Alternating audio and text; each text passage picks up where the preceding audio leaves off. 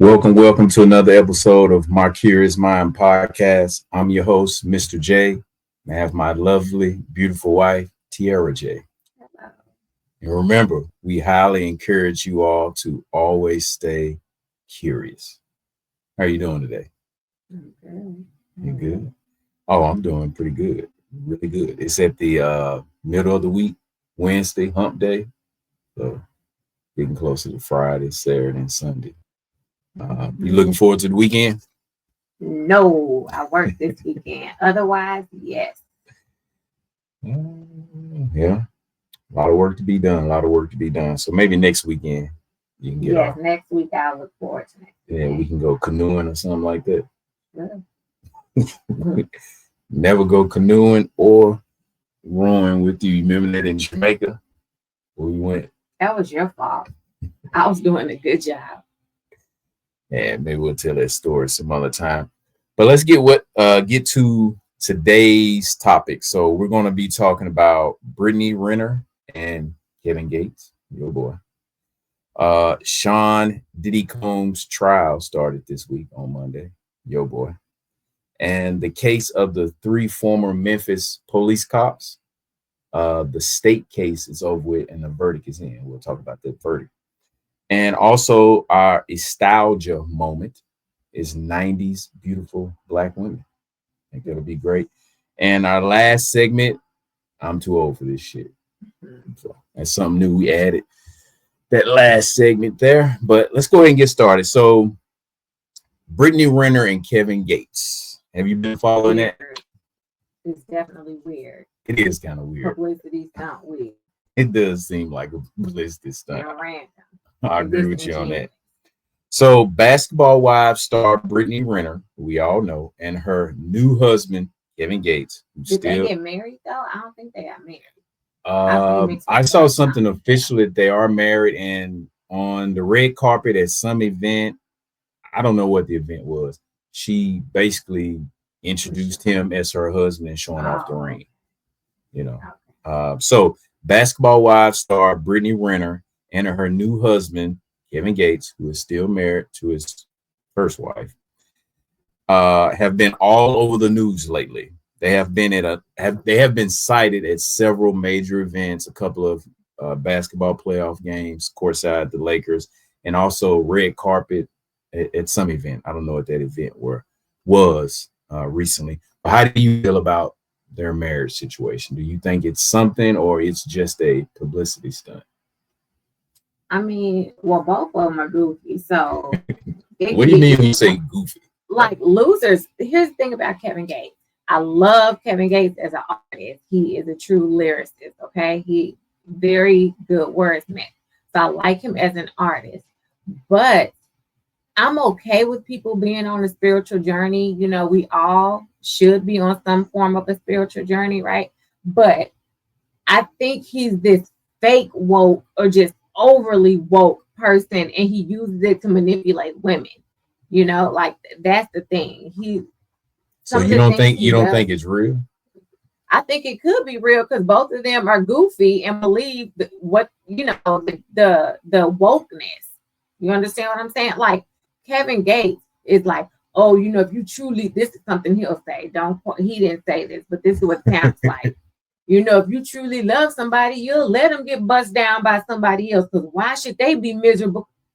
Like you use that as a manipulation, not because you're actually woke on this spiritual journey.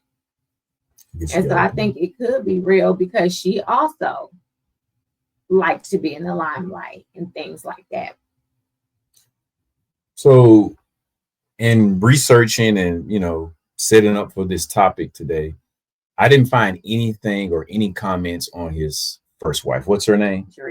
Drika. I don't really see anything on social media. I see a lot of social media posts where people are commenting in the chats about, does she agree with this? Are they still married or whatever? But I don't see anything with her on the record talking. And this is why I say it's bogus also. Bogus, not in terms of not being legit, but just bogus is like weird and stuff.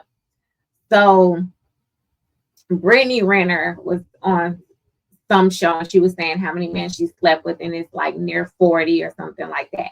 So obviously she's spun the block. She's been around the block. No judgment. But you this holy woke, Allah wants us to do this and be clean, and I don't eat this, and I have pet bobcats all around and all this kind of stuff. And you marry a person that is known to get around, make it make sense. But then, you know, your wife is your temple and she's this and she's that. But then you were with Drika and then you've been with so many other people since then. That's why I say he used it as a form of manipulation. And you said you haven't heard anything about Drika. She was interviewed before this aired about them being married. So I don't know how it is in real time. But she was on a show saying, you know, basically not really saying too much, but she drank the Kool-Aid too. She was like, well, listen, I mean, when you're best friends with someone, you know, and we still have a great relationship, and most people, what does she do? No longer. What's her background like? I have no idea. I know she like grows stuff or does organic. I did see that on her Facebook page. Something, but I don't know. Okay, so she wasn't like an IG model or anything. I don't know. Okay. It seems like nowadays all those women are like former IG models and things like that. And then now Brittany Renner has converted to. It's just weird. But if it's true, I'm happy for him. Do you, boo-boo? Interesting. All right, story number 2. Sean Diddy Combs' trial started on Monday, on the 5th. So they started with the jury selection. And one of the big things is, can they find jurors who basically haven't heard of P. Diddy? I think some of the prosecution is seeking out people who aren't familiar with P. Diddy, his past, his lifestyle, his music career, and they don't know the people that are named in the lawsuit or some of the allegations. I think that's going to be they're going to have a hard time. Well, I know one person, Crystal Bailey, if you listen to this, because you swear you don't know who nobody is. That one person. Yeah, we all have that one friend that don't know anything about pop culture for the last 20, 30 years. Yeah, but on a serious note, I don't know, because even if you didn't know who he was prior, you know, like you didn't listen to his music or any of that kind of stuff, the fact that just you live on Earth, it's been everywhere now. So now you kind of know, and then you start researching this and looking up that, and you know, and that plays with your judgment. So that's going to be very hard to I know Black people pretty much are fully aware, especially people within our age range are fully aware, and even older, of Sean Diddy Combs. Do you think white people know who he is? What about our age range, white people? What about white people, like baby boomer white people? Yeah, I think a lot of them do, because baby boomers, like Snoop. Yeah, because Snoop. You think he's that? Like, I'm saying they've crossed over. Okay. You know, if you ask them, you know, do you know who Young Thug, or, you know, I don't know who's out now, child. I don't even know. But somebody like that, I wouldn't expect him to. But Diddy has been around for like 3 or 4 decades, and he's done things with non-Black people that became popular. So I think all ages white people would know him. So the charges, yes, 3 charges: racketeering and conspiracy, sex trafficking, and transporting to engage in prostitution. You think they're gonna all stick? The transporting and engage in prostitution is like it just seems like a charge that they threw on it at the end. It doesn't. I'm trying to figure out how do you make the case for something like that. No, they probably well, to your point, what you just asked, if I think he'll get jammed up on all of them, that might be why they have, you know, those that you put a lot of charges on. Yeah, so it's like we're gonna get them on something. We don't get them on that. I mean, I don't know if that's their real strategy, but I think it's a good one, I guess. We'll see. All right. So in other news, in Memphis, Tennessee, and this story by far is, I think, the most fascinating, or not fascinating, most interesting out of the 3 stories. So 3 former Memphis officers were acquitted in a fatal beating of a young man, a young black man, I think in the last year or two. Mhm. And these were the state charges. Mhm. They got convicted on the federal charges, but they beat the, I think his name is Tyreek Nichols. Mhm. You remember this case Mhm. where they pulled him over for a routine traffic violation? For whatever reason, Mr. Nichols fled the scene, got away. At some point they re-engaged with him and they fatally beat him. Mhm. You know, so how do you feel about, or what do you think about them getting off on the state charges? I think that, well, this is just me speaking as a person that didn't follow it. I know the case you're talking about. I remember when it happened, but Tyreek Nichols. I said Tyreek, my bad. Tyreek. But Nichols. I sometimes feel like it's like we got to get them on something just to appease, but in real life, we still down with the good old boys. So and these were three black cops. These are the ones with the I'm thinking an officer had killed you. You talking about the one where he allegedly dated one of the guys? I don't know that. I just know it was a traffic stop. Yeah. He some kind of way fled the traffic stop. I think once they started researching, let me make sure I'm talking about the that one because I was confusing it with something. Well, I say this case is interesting because this case did not get the national attention or buzz that a lot of these other cases like this normally get. This is it. Okay, so I was confusing it with another case. But no, this is it. I think after they started researching it and all of that, they found out that Tyree, and please forgive me if I'm wrong, he had some kind of dealings with one of these guys' exes, and they think that was the reason why they beat him to death. But yes, I remember this case as well. Okay. So do you find it interesting that this case didn't get, I guess, the national scrutiny or attention that some of these other police shootings or beatings have gotten in the past? Well, since it was black guys that killed a black guy, let me think. I don't know. And the reason why I'm bringing race into it is I'm just being real. But I do remember that case. It got some national attention. Well, when it first happened, it was out for a couple of weeks, and I think it was more popular amongst the black community. Yeah, but I don't think it got. But it wasn't like Trayvon Martin, like that. But yes, and I'm gonna have to go back and look that up because he used to date one of those cops. I didn't know that. Girlfriend or something is what they were saying when it first happened. Didn't know that part, but like I said earlier, they were found guilty on the federal charges, but acquitted on the state charges. What would be the benefit, like, of each? Not benefit because you're going to jail. I'm just saying. I guess it's just less time. They say federal prison. People are treated nicer because it's not. I've never been to jail. We'd have to bring somebody on the podcast and ask them. Like maybe we can phone in to jail on that look, call in the Martha Stewart show. On that collect, how brothers be in jail. Hey, hold on, call so and so baby mama phone. Then you get that food on the phone. Hey, call so and so. Look, man, I'm not. My brother did me like that once. I'm not fit to do that. Mm-hmm. I'm not to even be rude to me. I'm just not gonna sit here and keep calling all these people. They're gonna have to do their collect call just like you did your collect call. I accept your call, but you're not gonna get me for 5 or 6 people or whatever. But I guess the difference is, they're looking at less jail time because if the state charges had stuck along with the federal charges they had already been convicted of, they probably gonna be in jail for a long time.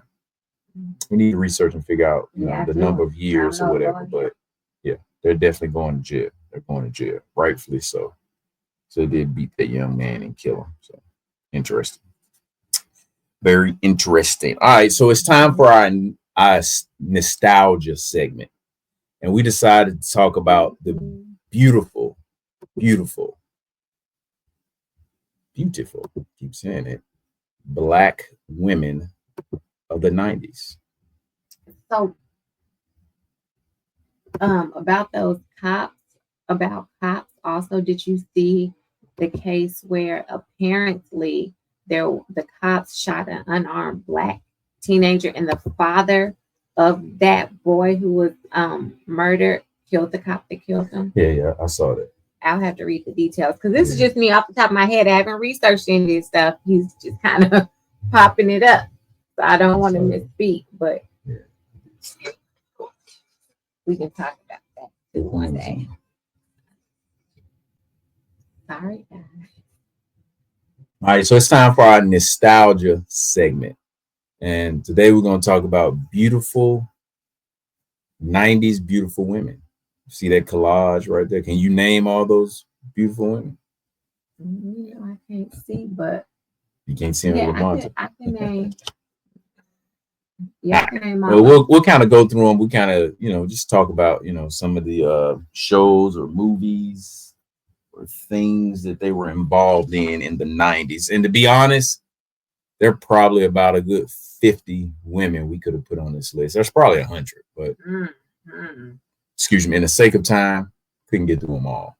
So please don't be mad at us if we're missing some women, because I can think of some right now. I know I didn't put on the list because every time I started out with like 8, and it was 10, and it was 12. I think we ended up with 18, but clearly I could have kept going on and on because I didn't even put Queen Latifah on it. Sorry, Queen Latifah. It's different categories of too. All right, so we got up first. The beautiful Nia Long. She has a connection to Houston, Texas. You know that? She has a kid by the head coach of the Rockets. Oh. He was with Boston. He was with Boston. And then, some years back, he had that scandal where he had some type of sexual relationship or some allegation was made against him by a Boston Celtics female employee. So he was put on leave for about a year, and eventually they just fired him. And so a year later, he ends up as the Rockets head coach. You didn't know that? Yeah. I think his name is Imo Udoka. I know I'm bushing his name out. I apologize. But yeah. All right, so what do you remember about Nia Long back in the 90s? Can you name the movies that she was in the 90s? Let's see. What she was known for in the 90s. Boys in the Hood. 1991. Love Jones. She was in Love Jones? Yes. Wait. Love Jones. I'm just messing with you. Yeah, okay. I'm like. That was 97. Okay. 97. What else was she in? Friday. She was in Friday. Yeah, she was in Friday. You're correct. She was in Friday. She also made some appearances. Okay. She also made some appearances on a very famous 90s sitcom. Very famous. Fresh Prince of Bel-Air. The one thing I remember the most about Nia Long, one, that she was always beautiful. I think she's always played roles where you really could see her beauty. Even characters that, like, Are We There Yet? It wasn't a role that was about how beautiful her character was, but even in her element, she was still beautiful. She just has that natural, not putting on a lot of makeup. I don't have to spend 2 hours trying to get ready. I just put on a pair of jeans and a white t-shirt and some Air Force Ones, and I'm fine. She has that look. Definitely. For sure. Definitely. All right, what we got up next?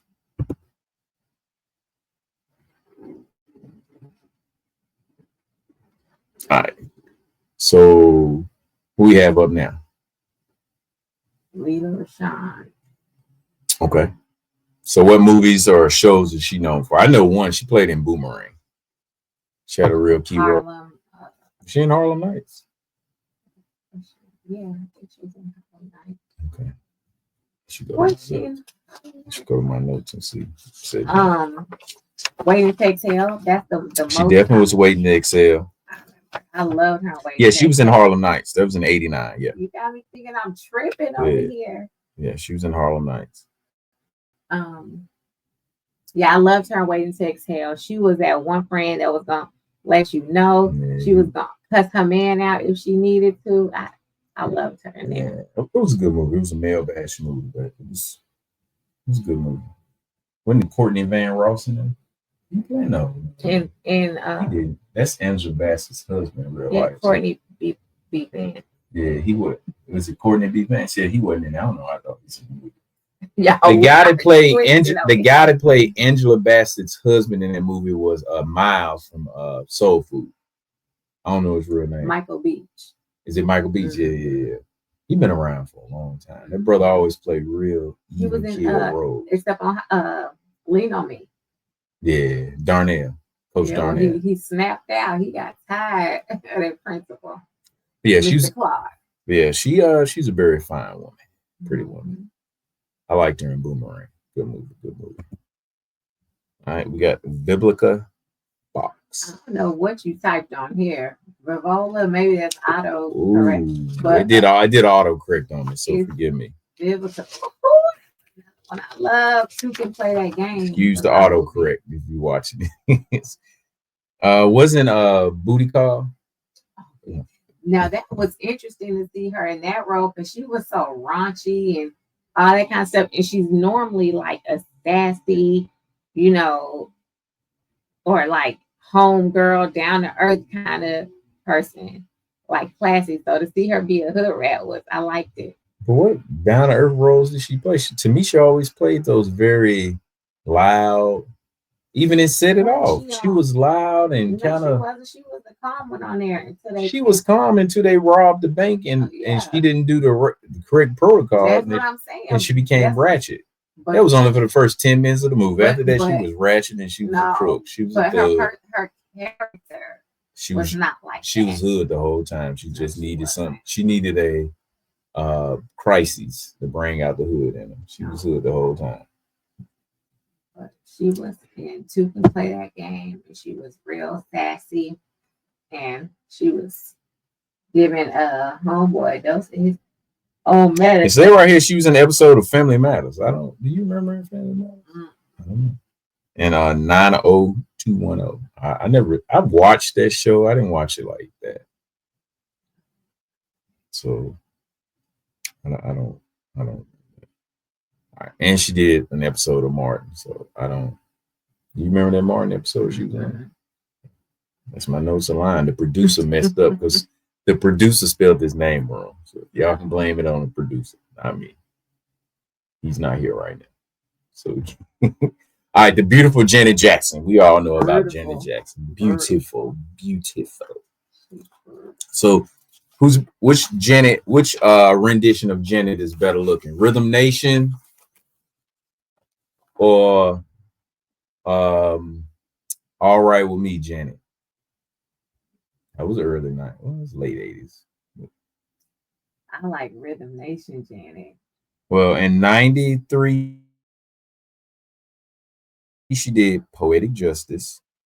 Loved her in that movie. So that's she's kind of actually a very good actress. I mean, I know she was on. What has she done besides movies besides Poetic Justice? Because that's kind of the iconic movie she's known for our generation. No, that wasn't. She was braiding the hair. Was Poetic Justice. Yeah. I don't know what else she been in. Well, she was on Good Times. Is what I was saying. She was on Good Times. Yeah, that was a child actress, but her acting was very good when she got older. I didn't expect it to be that good. Excuse me. But I remember as a kid having those Word Up and Bop magazines, and I would get those little posters. You take them out from the middle, and they're 2 pages. You got to rip them out together. And I remember having that Janet Jackson poster on my wall. Yeah, and I think Janet definitely falls into one of the top entertainer categories because she dances. You know what I mean? She's an actual performer and not just a singer. Yeah, I'll give it that. That rhythm, that All Right With Me, I think that was early 90s. Yeah. So I think I was in the 4th or 5th grade when that came out. Yeah, that was early 90s, I think. Yeah, she went many different phases. She went from like cute girl next door to the dancing Janet to the super, super sexy, because late 90s, she got super sexy. That Never Get Over You. There they go. What's the one where she's in the desert and She's just like out in the middle of nowhere. Is it now? Yeah. I know the one you talking. No, it's the one there. The slow song. Yeah, I know that. Yeah. We should have drank before. You shouldn't have been drinking. I know what I'm talking about. No, look up her songs, her hits. Looks like I'm missing a tooth on here, but I'm not. Her hits never get over you. I think that she had a song, Never Get Over You. Mm. Yeah. You gotta look it up. Researcher in the back, look that up and get with us right away. So we'll know. Because I know I'm not crazy. I know what I'm talking about. Yeah. Vanessa Williams, one of my favorites from the 90s. Yeah. Colors of the Wind. Mm-hmm. Pocahontas. She also did a really good movie in the 90s with I'm pretty sure it was in the 90s with Arnold Schwarzenegger. Eraser. Yeah. Man, I love that movie. Yeah, it was Arnold Schwarzenegger. Yeah. Where she was under protective custody, but the agent that was assigned to protect her had basically sold her out to the people that was trying to kill her. And he kind of came in at the last minute and helped her out. And they ended up solving the case, whatever. So yeah, that was a good movie. I might need to check that out. It's been a long time since I watched that movie. But sometimes I feel like people from our generation forget that Vanessa Williams was a musician. Like, she was a singer. Mm-hmm. Like, she's not really, her music career is pretty much, when you think of Vanessa Williams, you don't think of her music career right away. You think of her as an actress, Miss whatever USA, and then a Miss in the Miss USA pageant. Got her crown then the musical career. Why did her crown get taken? Wasn't it something to do with posing nude and Playboy or something like that? I don't know. Maybe it wasn't Playboy, but yeah, pictures or something that were great. Yeah, I always thought she was a beautiful woman. She is. She had them pretty eyes. And then she became Terry on Soul Food and was bitter and mean. Oh, she was a bitch on that movie. And your boy we were just talking about, Michael Beach. Yeah, he was her husband on that, Miles. So do you think it's her fault Miles did what he did, or that's all on Miles? That's all on Miles. Okay. She had nothing to do with. Nobody can make you do anything. I would agree. I would agree. He did the act on his own, but she treated him like trash, right? She did, but some of her issues were valid. Why did she treat him like shit? I never quite got why she treated him like shit. Because she was an attorney and was, she thought that her job and career was more important to him than his. Because it wasn't money, because he made good money too, whatever he did. I don't know, but I mean, let me say this. In their discussions or their disagreements, it was not a money thing. No, that was actually one of the key things that she said on there, because he said something about the money in the account. She was like, only 533,000 of them were yours. Like, she knew it down to the dollar on there. So that's why I said it was about money. Yeah, he did take some money out to do a demo or something like that with his made up music group for the movie Milestone. Yeah. It's a good song. All right, Felicia Rashad. Beautiful woman. Cosby Show by far is one of the greatest shows growing up as a kid. I still think Family Matters was better overall, but Cosby Show is probably just more commercially famous than Family Matters, because you had Bill Cosby. Bill Cosby. He was just more famous than all of the people from Family Matters combined. Bill Cosby was 1,000 times more famous than him. So, but I think overall, Family Matters was just a better show, or it was, to me, just as important as Cosby Show. But Felicia Rashad was a fine woman. She still looks good to this day. Still looks good. What is that show she plays on now? Who? Felicia Rashad. Didn't she play on something on the one of those Tyler Perry shows? She was in a movie of his. Okay. She's done more than one of these movies, hasn't she? If I'm not mistaken. She was on. No, that's what it was. She was in Creed. I was trying to think of. Yes, Creed. I was like, she played the woman of the mistresses, whatever it was. Yeah. That's why I was like really trying to She think. did something in Tyler Perry's movie. But yeah, she. You know who she was married to, don't you? Her The guy first. from, Village People. Yeah, Lee Saint Village People, and then she was married to her Ahmad Rashad.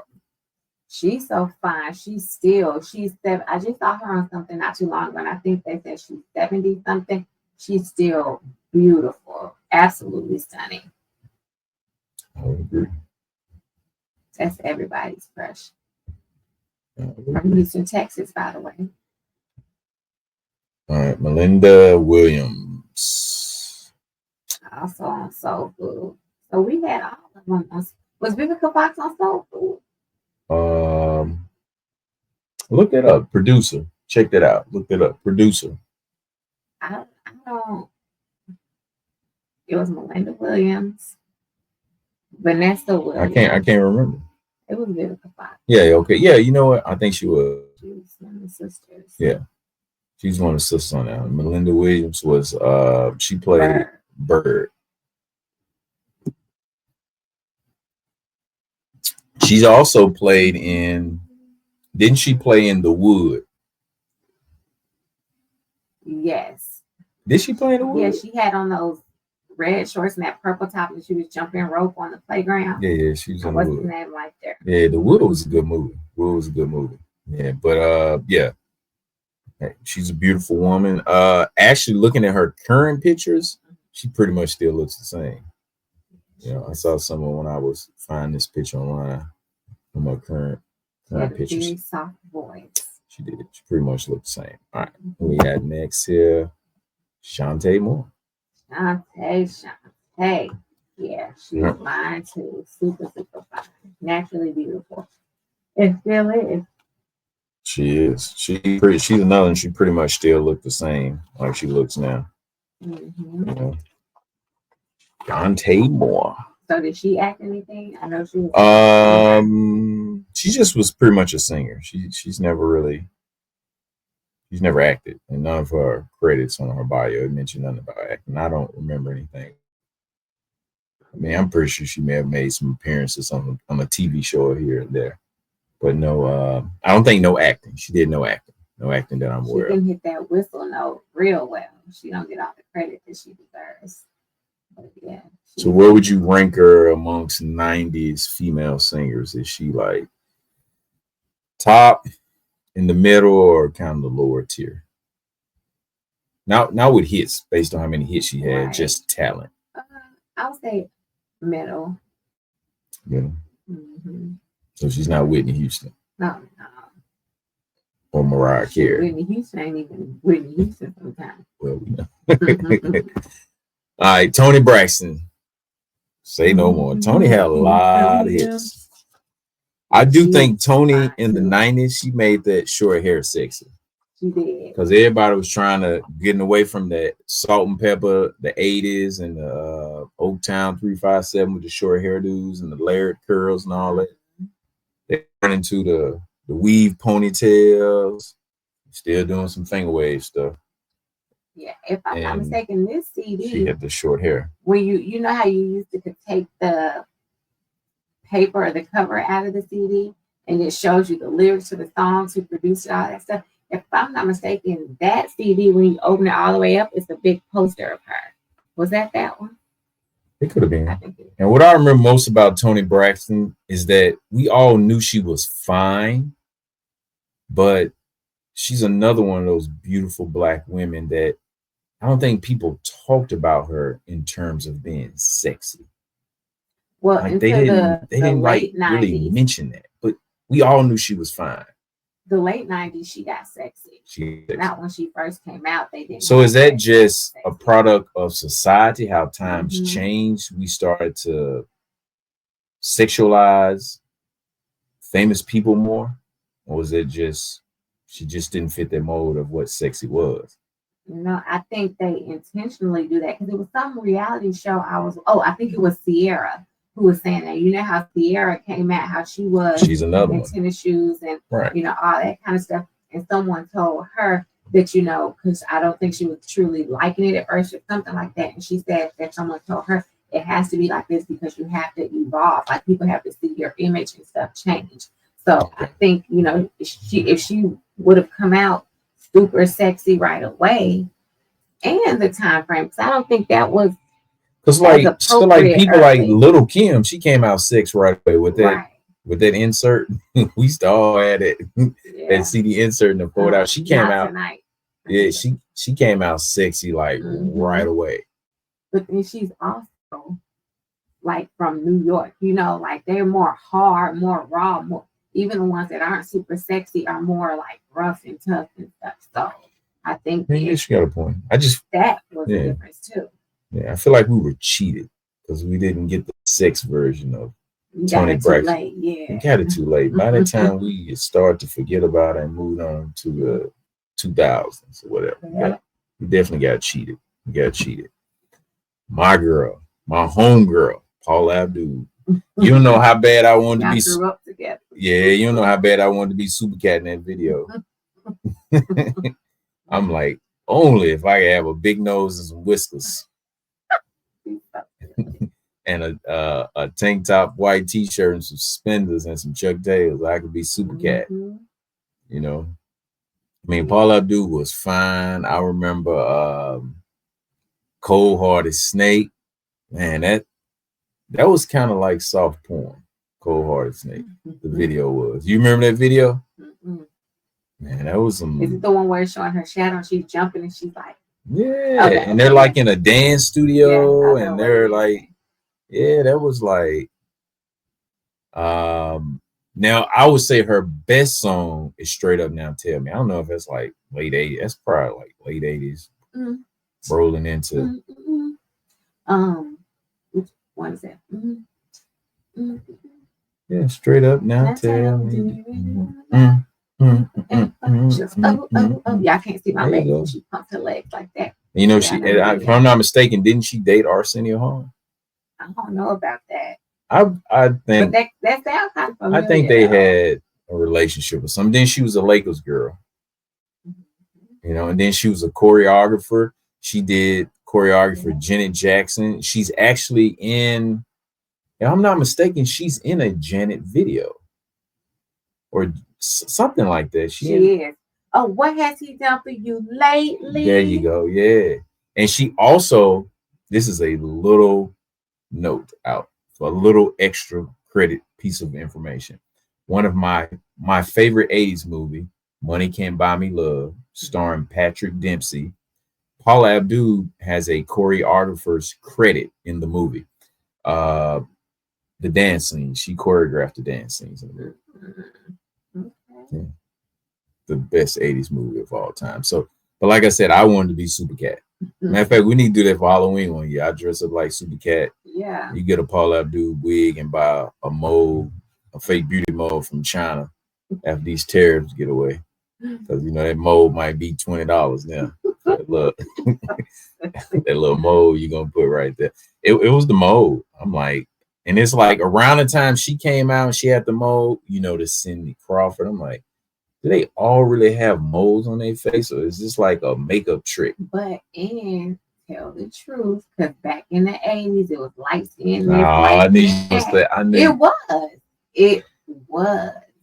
It and early 90s for men too. Look at Albie Shore, Christopher Williams, Keith Sweat, Wesley Snipes broke that mold. Now he broke women's jaws. That's what he was breaking. Allegedly. We need to have that button. Allegedly. But yeah, Paula Abdul, fine one. She's still fine. You know, before we move on real quick, she was married or engaged to Emilio Estevez. I never quite got that relationship. Like, he's famous, but I feel like it. You know how you look at people, and again, it's probably in your about mind, you think how they should be in matchup. You look at people physically, like what they look like. Like she was kind of here. Nothing against him. Like physically, he didn't look like. I guess if he wasn't famous, he probably doesn't end up with a woman that kind of looks like her. But I could be wrong. There's all types of men, and they get all types of women. They were engaged. All right, Tracy Spencer. I remember one thing about her: tender kisses. So what's crazy, you know, she was only like 14 when that song came out. So she knew about Tender Kisses at 14. That's what I'm saying. That's crazy. But you know, Tevin Campbell had all those songs What are ready for you him when he was like 13 or 14 or something. singing? Tell me, what are you gonna do? Maybe he got his heart broken when he was in 6th grade. So he knew about it. Tender Kisses. You remember the episode when she was on Family Matters with Eddie and they were singing that? That's one of the most popular episodes. I had a homeboy in college, Dion. He was obsessed with Tracy Spencer. He had, I want to say, he had posters of Tracy Spencer on his wall. She is beautiful. She was a beautiful lady. And actually, her current picture, she still looked good. When I was researching, I was like, okay, let me find a picture from the 90s. She's about your age. She's not old. Because remember, I see she was 14 when it came out. So you, in our minds, because she's been out for so long, it seems like she would be much older than she is. I see what you're saying. You got a point. But yeah, she was that. I don't know many of her other songs, but I do remember Tender Kisses was like that. And so I remember that video like it was yesterday. It's one other popular song she had. I'm gonna have to look I'll tell you right now. I got it right now in my notes. What is it? Slow you down. Slow down. Let's see. Symptoms of True Love. This is House. Tender Kisses. It's All About You, Not About Me. Those pretty much the hit. About you, and not about that was me. 99. You remember that? I do remember that. Okay. You know, I have to sing it to remember sometimes. The beautiful, amazing, never aging Angela Bassett. Yes. You know, the other night we started to watch the Jackson 5's American Dream. That miniseries about the biopic about the Jackson 5, the family, or just the Jacksons in the whole. And that woman, even though she was playing, you know, Katherine Jackson, so it wasn't a real made-up role, an elegant role. She still was beautiful. You look at her in the Ike and Tina movie, she was still beautiful. And her body was amazing. I think is amazing. One of my favorite movies that people don't talk about, it wasn't an A or B movie. It was probably like a C or D movie. It was an Eddie Murphy movie, which he hasn't done really many C or D rated movies. But Vampire in Brooklyn, she was beautiful in there. And they also had your boy from Jason Lyrics in there as well. Like she did Wait and Exhale in 95, Malcolm X in 92, Boys in the Hood in 91. She played Trey's mama. What's Love Got to Do with It? That biopic about Tina Turner in 93. How Stella Got Her Groove back in 98. And she's still going on and on. The woman is beautiful. She was still beautiful. Black Panther. And I think part of it is because she just exudes elegance and class, but she also has unique features. You know, her features are very distinct. And she didn't go and get a BBL. I didn't say that. I didn't mean to say that. Producer edit that out of the video clip about the BBL. All right, Sally Richardson. Oh yes, gorgeous. She's gorgeous. Low Down Dirty Shame is what I remember her from. I don't know what else. You know she's married to Andre Richardson. Yeah, that's who their daughter is dating. If I'm not mistaken, isn't their daughter dating Bronny James, LeBron James' son? Yes. Did we talk about this before? I think you showed me. I may have showed you a picture at one point in time, but last time I checked, they were dating, or it was alleged they were dating. And actually, back this past summer, when LeBron James was playing on the USA Olympic basketball team, when Bronny James and his other son, I think his wife, they all went over to Paris to watch the gold medal game. I want to say their daughter, she accompanied Bronny James. I think in some photos she was seen over there with them. As recently they were dating. So I don't know if that's still the case, but yeah. She's absolutely stunning. She was what people call exotic looking. You think she was exotic? Well, based on what Black culture says exactly is, which is, look like you're mixed race or whatever. So yeah, she's a beautiful woman. She still looks beautiful now. Like, am I pronouncing it like that? Because I say beautiful. I say beautiful, beautiful. You keep saying it like I'm not even saying it like that. Jada Pinkett Smith. This must be a picture from when she was on A Different World. So let's see, what are her credits? She played on Low Down Dirty Shame too. Low Down Dirty Shame, very good movie. Shows on she was on Doogie Howser. I don't remember her on Doogie Howser. I go back and check that. She did an episode or so on 21 Jump Street. And of course she was on Different World. I think the last season. Tupac was on there. Yeah. I really liked her in Low Down Dirty Shame. Miss Eve. And also Jason's Lyrics. I don't know how I missed that one. Jason's Lyrics. Very iconic movie, which was shot here in what? Houston, yeah. See, I didn't know if you knew that. I was going to teach you something again. So where would you rank Jada Pinkett Smith with the other female actresses of the 90s? You put her at the top. She was in Nutty Professor. I was Nutty Professor. Yeah, that was the 90s. Nutty Professor. Yeah, I love Nutty Professor. She was in the first one, yeah. And she was in Miss Wu, or what's it called? Wu? Miss Wu? I wasn't a fan of that movie. No. I think I know. It didn't seem like her. Yeah. Well, I'm sorry, what were you asking? So how would you rank her with the other Black female 90s actresses? Would you put her at top, in the middle, or that bottom tier? I hate to say that bottom tier, but somebody got to be in the bottom tier. I don't know. I definitely don't think she's the best, but it's kind of hard to tell because she kind of always plays the same role. You think so? Yeah. Like she, when she was was she not Frankie? She was Different World. Stoney on Set It Off. She was kind of cool. Yeah, I forgot about Set It Off. Yes. Yeah. And then when she was Peaches on Low Down Dirty Shame, she was sassy and had an attitude. Well, no, she doesn't always, because Nutty Professor, she was sweet, so I take that back.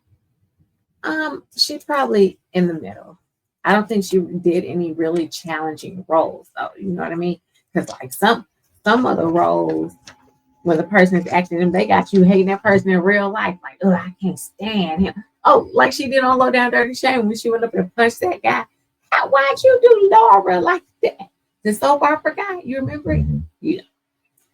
So I think Jada Pinkett Smith is probably, to me, all of her roles were very safe, or probably almost seemed like more of a reflection of her, or she was just a hell of an actress. She fooled us all. So you're right. She didn't do anything that was like box office, like over the top or like super transcendent, but amongst the Black community, she has played some iconic roles. Like she's, and then she had that short-lived TNT or TBS sitcom in the early 2000s. She was a doctor or a nurse or something. Oh, Hawthorne. Yeah. That's probably a more challenging role. Yeah.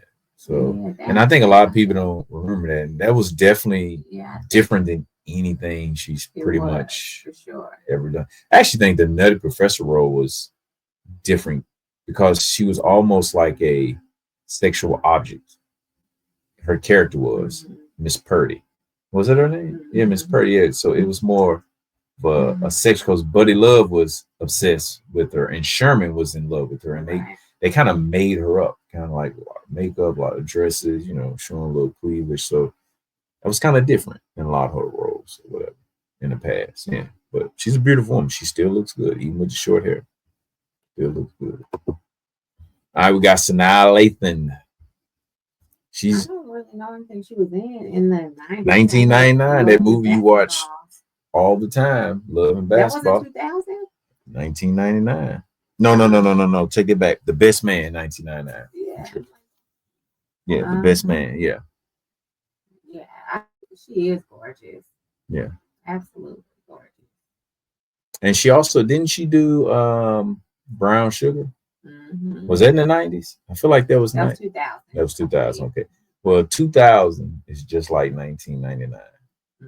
Like it's like I say, like 90, 91 is really the 80s, the ending of the 80s. But yeah, she's a beautiful woman. She still looks good. Still looks good on her update photos and stuff like that. Really good. I know that Love and Basketball, you played that movie my so favorite. much. It's such a good movie. Which is better, Love and Basketball or Best Man? I say Best Man is better. I think it's more iconic than Love and Basketball. They went on to make sequels to it.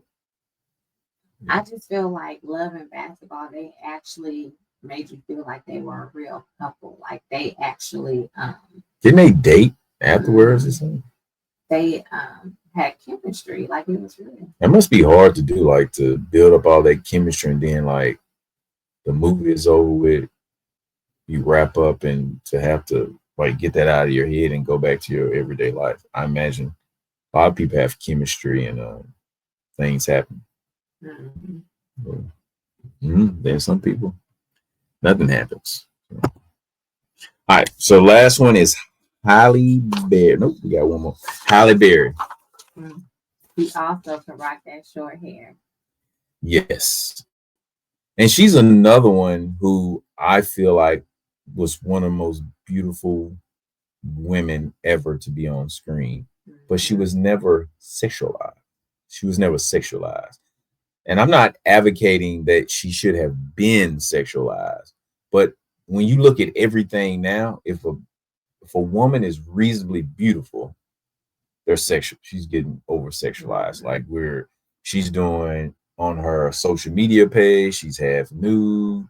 She's showing all this extra skin. And again, it's a woman's choice if they choose to do that. I'm not knocking that. But I feel like she's another perfect example of a woman who early on in her career, she didn't show all this skin. She was a beautiful woman. And it was never this rush to over sexualize her. You know, I feel like to me, she came off as just a plain Jane girl from down the street. That's how. Well, maybe she's like, because I know in Monster, what was it called? Monster Ball. When she had that thing where she showed her breast, and then I think it was in James Bond again. It was like, you know, like, oh my God, shocking. So I don't know if it's one of those things like, is it Denzel and his wife where he doesn't do certain types of things? Yeah, Denzel don't do no type of sex scenes. He does nothing romantic. So maybe it could be her saying, I will say this. Acting wise, she's the highest actress out of anybody that has been on this list. You think so? Oh yeah. So she plays a variety of roles. You know how you see an actress in like multiple different movies, and you have that one iconic movie that they played in that pretty much sums up who they are to you and to me in Boomerang. Her character in Boomerang, if I had to realistically determine what was she like in real life, to me, that's who she's like in real life. That girl in Boomerang. She's very low key, very centered. She's not full of herself, very calming and understanding person. You know, she may not be like that in real life, but to me, that is in my head who I think what she's like in real life. I think that picture is from Boomerang. I believe it is. It probably is. It's a good movie. And she's just a normal looking woman, and she was fine. I think I once saw this special on TV where they were putting together the perfect image of a woman and her measurements, just her facial structure, where her nose was, her chin and her cheeks, her things came out to be whatever they viewed, whoever this researcher was to put together these metrics, the most perfect face of a woman. That's what it was. That was interesting. That's been like 20 some years ago when I saw that on TV. And the last one, Stacey Dash. Very beautiful one. I think Clueless was probably your favorite movie growing up. No, definitely not. I think that she 90s is gorgeous beautiful. for sure. Oh yeah. But I think what makes her more gorgeous is that curly hair. Well, she doesn't age at all. Because like when she was playing in certain things, she would be like playing a 18-year-old and she was like 37, and stuff like that. I think the fact that she doesn't age makes her. So she played in Clueless and she also played in Mo Money. Mm-hmm. We should watch that tonight. Mo Money, Mo Money. I remember that. Which one would you watch tonight? You had a choice, Mo Money or Low Down Dirty Shame? Low Down Dirty Shame. Every time. I like my money, but sorry guys, my lips are feeling. Low Down Dirty Shame is probably funnier. I would agree, but and I know every scene. I think that's why I like Mo Money, the love story part, it is better, I think. That's what they all say. That's what they all say. So, who was the best on this list? Your favorite? I can't name the best. I'm gonna go with my homegirl Paula Abdul. So that's what I'm gonna say. She was my best. She was my best by far. By far. Because they're all beautiful, different ways, different eras. But you know what we forgot to mention on there? Vivica Fox played on that Patti LaBelle show. Oh, Out All Night. Show. Yeah, Out All Night. Yeah. Out All Night. Viewers, do y'all remember that show? I used to watch it. And Morris Chestnut was on it. Was he her boyfriend or he was Patty's son? Or did he just work in the nightclub? Something like that. I can't remember. What's it? I can't remember. No, it wasn't. It was Dwayne Martin. Yeah. He was the bartender or something. Yeah, he was on there. Yeah. And he stayed in the apartment above the bar, something like that. Something like that. That was a short-lived TV show. It was only one season. I like the concept of it. I think it was on NBC or something like that. All right, so that brings us to our I'm Too Old for This Shit segment. We forgot Lewis. We did. But you could have, like you said, you could have couldn't put them all in. All right, so I'm too old for this shit. All right, so recently we had a conversation. Matter of fact, it was just the other day. We talked about how now I'm 45, soon to be 46, and you're 40. Don't be saying Well, we're at that age where when we go out to a club, let's say the party starts at 10 o'clock. Instantly annoyed. One, the reason I know I'm too old for this shit when I'm out, the music is too loud. Two, the minute, and this is probably before the music is too loud, the minute that I get there, even though I'm about to have a drink, see some people I know, enjoy myself, listen to good music, I'm already looking at my watch saying it's 10:30. I need to be home and in bed by 12:15. I'm already saying that. I know right away I am too old for this shit. Mm-hmm. Too old. What else when you go out? Reminds you that you're too old for that shit. This shit, rather. The stunting, the flexing was up, like seeing people, take pictures with money, or I'm like, where are you going that you see people taking pictures with money? Well, I went to a bar club thing that has all you can eat seafood. I was going for the seafood, but apparently it's also a club inside there. So the music was blasting and it was just like much younger people, and I hated it instantly. And they put the seafood out late. That's where I was. I ain't gonna say the name on here, but it's here in Houston. Go ahead and put them on blast so they can get some bad business. I keep telling you all the time, y'all gotta put these businesses on blast. Don't give them a pass because they black-owned businesses, because they're gonna keep doing it. Put them on blast. Now, we probably won't put them on blast on this podcast episode, but in the future, we put them on blast. Mm-hmm. Now, something else that I hated was, so I had on a very reasonable outfit and some cute flat sandals. Something I'm too old for is getting ready to break my ankle so I can walk into some bar or lounge or wherever And and stand up and feet are ready to fall off. And them heels. Right. And if I do have them, I have some little gold moccasins in the car to walk to and from. You just say moccasins. Moccasins. What are they called? No, I know what moccasins are, but I don't call those sandals moccasins. I don't think they're not sandals. Do you know what moccasins are? When I'm sober. Producer. Yes, I know what moccasins are. Put a picture up on the They're screen so we can moccasins. see what moccasins are. Because I don't. She's just calling out stuff. I don't think she owns any moccasins. They're moccasin slippers. Show me a picture. I ain't never in no damn moccasin slippers. I know what moccasins are. Crazy. Moccasin slippers. Please show me that picture. My producer back there asleep. He hasn't put the picture up on the screen. So see, all of these are moccasin slippers. So basically anything look like a house shoe is moccasins, is what you're saying. Well, not anything, but kind of, yeah. Okay. So from now on, I'm gonna start calling my Crocs moccasins because that's essentially what they are. That's what you showed me, a picture of shoes that you slide in. Some of those were not Crocs. Some of those were loafers. So loafers are moccasins. Oh gosh. Right to Google. So you Google moccasins and then pulled up those Gucci loafers. That's what moccasins are. I must have been sleep. I must have been sleeping history class because that's not what I thought a moccasins were. What do you think a moccasin is? To me, a moccasin is it has a flat bottom like a sandal or flip flop, and it has a little material on top. It's not like fully covered. It just has a little bit or something. No, that's not what moccasins are. It's I could be totally wrong. You are.